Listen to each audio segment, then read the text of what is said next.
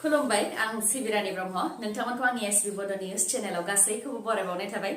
नोंथांमोननि थाखाय आं गोदान मोनसे भिडिअ लानानै फैबावबाय अन्नानै भिडिअखौ जोबजासिम नायलांदो हाग्रानिफ्राय सिनाय मोनै मैखुन जानायनिफ्राय सांग्रां जा हाग्रानि सिनाय मोनै मैखुन जानानै फिन साब्रैनि देहाया नोरजिया जादों साब्रै नोरजिया जानायनि मादाव सानैया आइजोफोरमोन मुङा फारियै सनाथि ब्रह्म आरो भानु ब्रह्म गुबुन सानैनि मुङा अलंबार ब्रह्म आरो धजेन राय बिथांमोना क'क्राझार जिल्लानि फकिराग्राम पुलिस थानानि सिङाव थानाय मनाख'सा गामिनि थागिबि नखरनि सुबुंफोरा फोरमायथिनाय बायदिब्ला बिथांमोनहा हाग्रायाव बेरायनो थांदोंमोन बेयावनो हाग्रानिफ्राय सिनाय मोनै मैखुन लाबोनानै जाफैदोंमोन जेराव जानायनि उनावनो बिथांमोनहा थाल गैयै जादों जाथाय जानायनि उनाव बिथांमोनखौ फाहामथायनि थाखाय क'क्राझारनि आरएनबि सिभिल देहा फाहामसालियाव थिसननाय जादों थारैनो बर'फोरनि गेजेराव खौसेथिया गोनांथारसै नामा खौसेथि गैयैनि थाखायनो बर'फ्रा मोननो गोनां मोनथायनिफ्राय नासयजामारदों नामा गाव गावनि मुलाम्फानि थाखाय गोहोनि खांखुवा जानानै हारिनि गेजेराव बेले बेजे लाबोनाया बेसेबां गनायथाव होननानै सोंथि खालामदों BKWACनि गाहाय मिहिनेश्वर बसुमतारी बिथाङा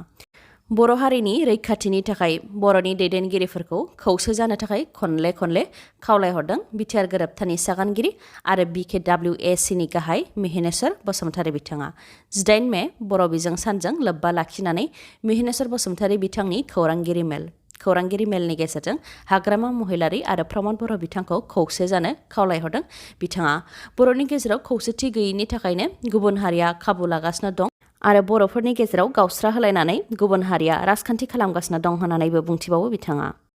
बेनिखायनो गासै राजखान्थि हान्जानि दैदेनगिरि आरो माहारियारि गौथुमफोरा थाबैनो जयै सावरायनाया गोनांथि दं आरो खौसे जानानै दाबि खालामोब्लानो जाफुङैनि खोथायानो फैया होननानै बुंथियो बेनिखायनो इयुनाव जाहाथे बड'फा उपेन्द्रनाथ ब्रह्म बिथांनि सिमांखौ जाफुंहोनो हायो बेनि थाखाय खौसे जानो खावलायहरो बिथाङा लोगोसे बुंथिबावोदि बर' हारिखौ गोसो गोरबोजों मोजां मोनोबा आरो बर' हारिखौ बुहुमाव गेरेमसा हारि दानो लुबैयोबा आरो बड'फानि मुं लायै लायै बाथ्रा बुंनो हायोबा नाथाय मानो बड'फानि थांखिखौ लानानै खामानि मावनो हाया होननानै सोंथि खालामो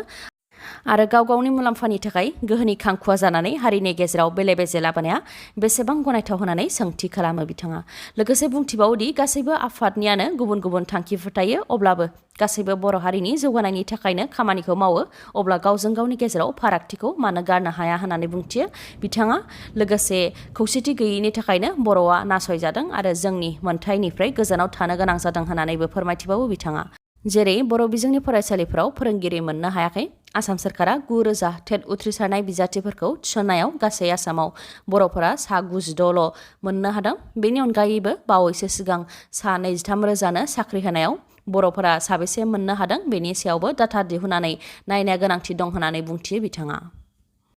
गुवाहाटीनि बरबारि बाथौ मन्दिर पादआव बर'फोरा होखारजानाया सानबा बारलांबाय नाथाय दिनैसिमबो प्रमद बर' बिथाङा खौरां लाहैयैखौ खुद्रिखांदों होस्रांजानाय बर'फोरा बिथांमोना प्रमद बर'खौ मानो सिरि होनानै सोंथि खालामदों आरो होस्रांजानायनि सायाव मानो आसाम सोरखारजों सावरायाखै लोगोसे मानो खौरां लाफायाखै होननानै खुद्रिखांदों बिथांमोनहा फोरमायथिदों दि प्रमद बर'आ बिसायख'थिनि समाव ट्रेक्टर लानानै रायजो राजाफोरनाव भट बिदोंमोन बेनि अनगायैबो गेदेर गेदेर खोथा बुंदोंमोन जेरै बर'फोरा गिनो नाङा आं दं देरहाखांनायनि उनाव धोनि गोरिब गासैखौबो समानै नायगोन बायदि बायदि खोथा बुंथिदोंमोन नाथाय दिनै रां रुफा मोनखांनायनि उनाव बावनानै थांबाय नामा होननानै सोंथि खालामो बिथांमोनहा जायनाखि बर'नि गेजेराव गेदेर गोलाव दैदेनगिरिफोर दङ मन्त्रि उरखावगोरा ब्रह्म आयेन आफादनि बुंथिगिरि बिस्वजित दैमारि आरो प्रमद बर' बिथांमोनहा मानो सोरखारजों सावरायाखै आरो सावरायनो गिबाय नामा होननानै सोंथि खालामो बिथांमोनहा मानि थाखाय खनले खनले बर'फ्रा होखारजाबाय थानो गोनां जाखो होननानैबो सोंथि खालामबावो बिनि अनगायैबो गोबां सोंथि खालामबावो बिथांमोनहा आरो जायनाखि प्रमद बर' बिथाङा बर'फोरखौ रैखाथि होनायनि रादाय होदोंमोन बेनिखायनो बर'फोरनि थाखाय आखाइ फोलावगोन साननानै भट होनानै गेदेर गोलाव खालामदोंमोन आरो बे अल'खद समाव प्रमद बर' बिथांखौ नुजाथिफैगोन होननानै मिजिंथिनानै दंमोन होननानै फोरमायथियो बिथांमोनहा नाथाय दिनैसिमबो खेबसेबो खौरां लाहैयैखौ लानानै दुखु मोननाय फोरमायथिदों बिथांमोनहा आरो जुदि प्रमद बर'आ बर'नि फिसाबा नायहरगोन आरो बर'नि फिसा नङाब्ला मिथिनाय नङा होननानैबो बुंथिबावो लोगोसे मदद होनो हायाब्ला मानो गेदेर मासियाव जिरायदों होननानैबो बुंथिबावो बेनि अनगायैबो रावबो गिदिर गोलावफ्रा दिनैसिमबो नायफैयाखै खनले खनले लेंहरबासो नायफैगोन नामा होननानैबो सोंथि खालामबावो आरो बिसायख'थिनि समाव बिथांमोनहा जेरैबायदि आखाइ खबजोबनानै रायजो राजानाव भट बिदोंमोन थिग बेबायदिनो रायजो राजाफ्रा आखाइ खबजोबफिननानै बिथांमोनखौ हांख्रायहरदों होननानैबो बुंथिबावो होखारजानाय बर'फोरा मख'नो गोनांदि मिरु दुलाराय बर' फरायसा आफादनि बिथोन बायदियै गुवाहाटी दुलाराय बर' फरायसा आफादाबो नुजाथिहैनायजों लोगोसे होस्रांजानाय बर' सुबुंफोरनो दालि, माइरं,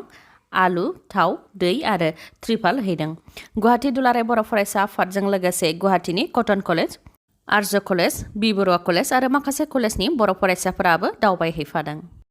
बिथांमोननि अनगायैबो अनजालि दैमारि बिथाङाबो दावबायहैदों। अनजालि दैमारि बिथाङा बुंथिदों दि चिफ मिनिस्टारा बुङो आसामाव ट्राइबेलनि हायावसो बिसोरसो दं, ट्राइबेलफोरखौ इभिक्सन खालामनो हाया होननानै, अब्ला बोरैथो गुवाहाटी बरबारिनि हाखौ गुवाहाटी वाटार बडिज एक्ट 2008 नि मुं होफ्लानानै हरखाबै इभिक्सन खालामखो होननानै सोंथि खालामो। बेराफारसेथिं बे एखे केटेगरिनि हायावनो थानाय हिम्मत सिंह, बदरुद्दिन आजमल, जयन्त मल्ला बर'आ, टाटा जिन्जार हटेल बायदिफ्रा बोरै थालांनो मोनखो होननानै सोंथि खालामो। लोगोसे सोरखारनि खुगायाव मुसे आरो बाथ्रायाव मुसे खालामनायखौ बन्द' खालामनांगौ। बेनिखायनो इभिक्सन खालामजानाय नखरफ्रोमनोबो हा होनानै सोरखारा खहा सुफुंनो नांथारगौ होननानै दाबि खालामो बिथाङा। फरायसालियाव मोसौ बेदर लांनायनि थाखाय गाहाय फोरोंगिरिखौ एरेस्ट खालामदों। दासान्दि आसामनि फरायसालिफोराव गुन' उत्सब जागासिनो दङ। गुन' उत्सब जाबाय थानाय समावनो गवालपारा जिल्लानि हुरखाचुंगी एमइ स्कुलनि गाहाय फोरोंगिरि दालिमा नेसाया फरायसालियाव मोसौ बेदर लानानै थांदोंमोन। फरायसालियाव जानाय आदारखौ जानाय समाव बिथांजों मावफाग्रा फोरोंगिरिया दालिमा नेसाखौ मोसौ बेदर लांनायखौ नुनानै गवालपारा पुलिसनिसिम अजद हैदोंमोन। बे अजदनि सायाव बिथा खालामनानैनो गवालपारा पुलिसआ गवालपारा जिल्लानि हुरखाचुंगी एमइ स्कुलनि गाहाय फोरोंगिरि दालिमा नेसाखौ एरेस्ट खालामदों आरो दालिमा नेसाखौ दा जुडिसियेल कास्टडियाव दैथायहरबाय। गहपुराव हानि जेंनानि थाखाय एफआरसिनि खामानिनि मुङाव डिसि आरो डिएफअआ रां बिदों होननानै बिश्वनाथ जिल्लानि माखासे एबसुनि दैदेनगिरिफ्रा रां खांदोंमोन होननानै फोरमायथिदों बारग' एबसुनि दैदेनगिरि बुद्धिराम बसुमतारिया। बिथाङा फोरमायथिदों दि बिटिआर गोरोबथानि गेजेरजों हानि एफआरसिनि जेंनाखौ ट्रेडिशनेल फरेस्ट डुवेलार्स एक्टनि गेजेरजों हानि मोनथायखौ होनायनि दफा दंखायो। बेनि थाखाय बिश्वनाथ जिल्ला एबसुनि दैदेनगिरिफ्रा गामि गामि हाबनानै फर्म रानदोंमोन आरो फर्म फिलआप खालामनानै जमा होनाय समाव अफिसारफोरनो रां होनांगौ होननानै नखरसेनिफ्राय 1,000निफ्राय 2,000सिम रां लादोंमोन आरो बेबायदिनो गंसे गामिनिफ्राय 30, 40, 50 रोजा राङालागै बुथुमदोंमोन होननानै बुंथियो बुद्धिराम बसुमतारिया। नाथाय एफआरसिनि खामानिया दासिमबो मावफुंजायाखै। बेनि सायाव खौरां लानो थाखाय गहपुर साब डिभिजनेल ट्राइबेल मावख'आव थांनानै खौरां लाहैनाय जादोंमोन, जेराव माखासे गुलाय गुजायनि थाखाय खामानिया जायाखै होननानै बुंथिहरदों होननानै फोरमायो बिथाङा। एफआरसिनि मुङाव रां लानायनि अनगायैबो जिअ'टेकनि मुङावबो नखर नखरनिफ्राय रां लानाय जादोंमोन आरो जिअ'टेकनि थाखाय रां लानायनि सायावबो मावख'आव थांनानै सावरायहैनायाव मावख'आव फैनाय गोदान एसडिअआ जिअ'टेकनि थाखाय सोरखारा जेबो अर्डार गैया होननानै फोरमायथिदों होननानैबो बुंथिबावो। एफआरसि आरो जिअ'टेकनि सायाव रां लानाय आरो रां लानानैबो दिनैसिमबो खामानिया जायैखौ लानानै बेनि सायाव नायबिजिरनो थाखाय सटियानि बारग' एमएलएआ सिएमनिसिम अजद हरदों आरो बे हिसाबै डिसि आरो सिभिल एसडिअनिसिम सिग्रोमनो थाखाय बिथोनबो फैबाय होननानै बुंथियो बिथां बुद्धिराम बसुमतारिया। बिनि अनगायैबो एफआरसिनि खामानिया सेन्ट्रेल एक्टनिफ्राय पास जाखानाय आरो अफिसियेल अर्डार दंखायो। नाथाय डिसि आरो डिएफअनि अफिसफोरा एन्टि ट्राइबेल, बे ट्राइबेलफोरनि मोजां खामानि मावा होननानै बुंथियो बुद्धिराम बसुमतारिया। मोनसे समाव जेब्ला बड'फा उपेन्द्रनाथ ब्रह्मआ आलादा बड'लेण्ड सोरजिनायनि थाखाय दिल्लीयाव सोरखारजों सावरायहैदोंमोन, अब्ला बै समाव डेभेलपमेन्ट पेकेज जेरै college, medical college, engineering college, बेजों लोगोसे जि गोहो नांगौ लांजोब, नाथाय आलादा रायजो दाबि खालामनायखौ फोजोबनांगौ होननानै सोरखारा बुंथिदोंमोन। बै समाव बड'फा उपेन्द्रनाथ ब्रह्मआ रोखा बुंथिखादोंमोन दि बेफोर डेभेलपमेन्ट पेकेजखौ लायोब्लाबो आसामनि एमएलए, मन्त्रि आरो पियननिफ्राय लानानै अफिसारसिम गासैबो ट्राइबेलनि हेंथा। बेनिखायनो बेफोर डेभेलपमेन्ट पेकेजखौ आबुङै मावफुंनाय नङा होननानै बुंथिखादोंमोन आरो बेनो दा जागासिनो दं आरो उनावबो जागोन होननानै बुंथियो बुद्धिराम बसुमतारिया। आसामाव दैबानाजों दासिम 7 जिउ खहा जाबाय। आसाम स्टेट डिजास्टार मेनेजमेन्ट अथ'रिटिआ बावैसो सिगां रिपर्ट दिहुननाय बायदिब्ला बे बोसोरनि दैज्लां बोथोर जागायनाय लोगो लोगोनो दासिम 7 जिउ खहा जाबाय। 7 मादाव बावैसो सिगां उदालगुरि जिल्लायाव सासे जिउ गोमादों आरो नगावआव सासे गोमानानै दङ। बेनि अनगायैबो रिपर्टनि बायदिब्ला आसामनि मोन 26 जिल्लायाव 4 लाखनिबो गोबां सुबुंफोरनिया दैबानाजों गोहोम गोग्लैदों। सा 4,03,352नि सायाव गोहोम गोग्लैनायनि मादाव 39,558 गं 178 रिलिफ केम्पआव थानो गोनां जादों, जेराव सा 39,558 रिलिफ केम्पआव थानायनि मादाव सा 3,749 उन्दै गथ'साफोर। आसामाव जानाय दैबानाखौ लानानै आसामनि गिबि मन्त्रि डक्टर हेमन्त बिश्व शर्माया चिफ सेक्रेटारिनि कनफारेन्स हलाव रिभिउ मिटिं जिरायदों, जेराव दैबानाजों डिमा हासाव, हजाइ, काछार आरो बराक भेलिनि गुबुन गुबुन जिल्लाफ्राव लामा बायनाय आरो राजा लामा बायनायफोरखौ बानायफिननो थांखि लादों। बेनि अनगायैबो दिमा हासावआव दैबानाजों गोबां लामा आरो दालांफोरानो बायफ्लंदों, जायनि थाखाय थांलाय फैलाय हान्था मेलानि थाखाय जेंना जादों। बेनिखायनो इन्डियान एयार फर्सआ गोनां जानाय जानाय आदार, माइरं, दालि आरो मुलिफोरखौ हैदों।